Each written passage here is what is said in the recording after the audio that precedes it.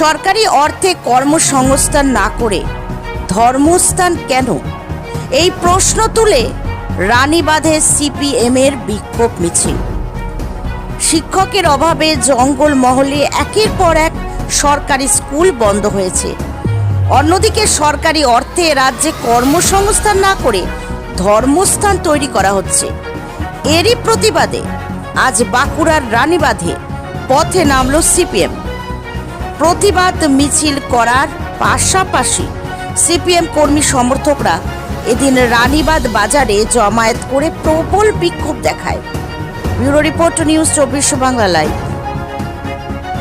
সরকারি উদ্যোগে ধর্ম চাষ, এই কথাটার মাধ্যমে আপনারা কি বোঝাতে চেয়েছেন? আমরা বোঝাতে চাইছি এই জন্যেই যে গতকাল যা ঘটনা ঘটেছে রাজ্য জুড়ে, সরকারি টাকায়, সরকারি অর্থব্যয়, সরকারি পৃষ্ঠপোষকতায় ধর্ম চাষের ব্যবস্থা করা হলো একদম পাকাপাকিভাবে দীঘাতে একটা জগন্নাথ মন্দির স্থাপনের মধ্য দিয়ে।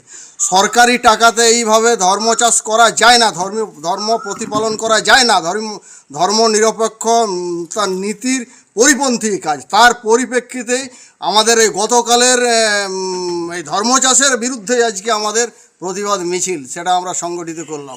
যে আমাদের জেলায়, আমাদের জঙ্গলমহলে, আমাদের রানীবাঁধে আর 10টা স্কুল বন্ধ হয়ে গেছে। মানুষকে মূর্খ বানানো করা হচ্ছে।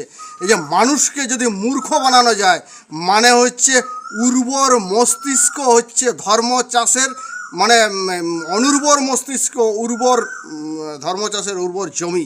এই যে মানুষকে যত বোকা বানানো যায়, যত মূর্খ বানানো যায়, তার জন্যে যত স্কুল বন্ধ করা যায়, যত শিক্ষক নিয়োগ না করা যায়, তাতে করে সেই মানুষের মধ্যে ধর্মচাষ করাটা সহজ, সেই ব্যবস্থাটাই করছে রাজ্যের সরকার করছে।